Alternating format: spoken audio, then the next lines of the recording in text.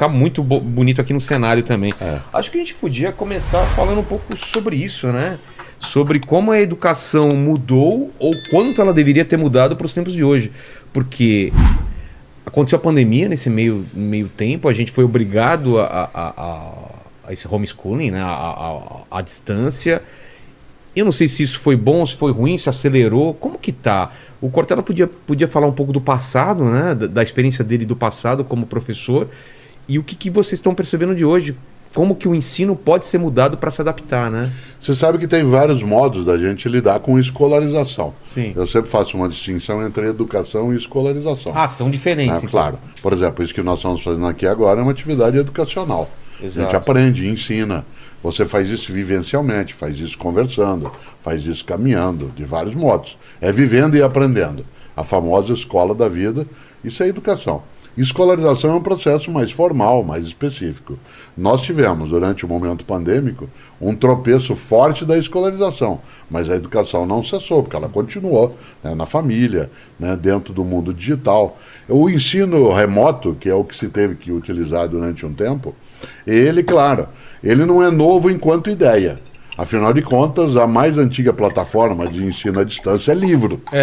Certo? Exato. Seja ela em papel, em papiro ou em pergaminho, e ela a mais antiga. Inclusive é uma máquina do tempo, né? Claro. Você ensina no futuro uma coisa. E a primeira forma de ensino à distância era a memória.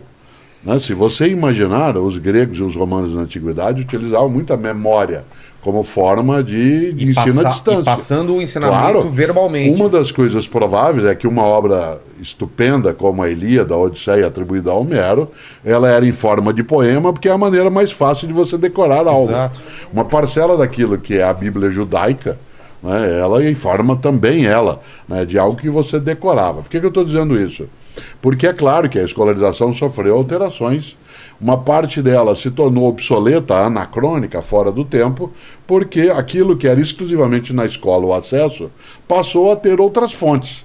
Eu fui educado em Londrina, cidade onde nasci, alfabetizado no antigo primário, que era só de 4 anos na época, né, por uma professora chamada Mercedes. Dona Mercedes era uma fonte de conhecimento. Mercedes é muito nome de professora, né? Não é Dona Mercedes? Não tem uma Mercedes de 10 anos de idade. Ela era maravilhosa, ela sabia coisas incríveis e ela era a única fonte de conhecimento para nós. Porque na minha cidade não tinha TV até eu fazer 10 anos. Biblioteca? A biblioteca existia quando ela nos orientava, mas para você saber alguma coisa era a Dona Mercedes.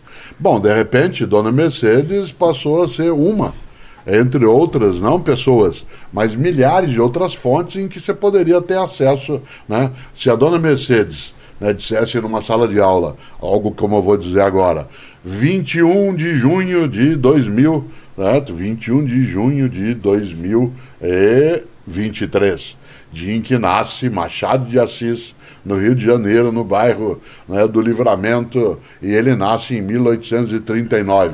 Tá certo, professora? É isso mesmo, ela ensinou Machado de Assis para os meus filhos. Pois bem, essa informação vinda da Dona Mercedes vinha só dela. Ou eu esperava a aula terminar e tinha que ir a uma biblioteca, procurar uma enciclopédia, alguma coisa. Hoje, ela é acessada de modo direto. Tempo real. Seja no campo da utilidade ou não. Eu vou e tenho essa capacidade. O que significa que eu, docente, preciso ser mais relevante, não em relação àquilo que informam, mas aquilo que provoco para que a informação seja buscada. Aquilo que eu mexo. E agora vem a última coisa dentro disso.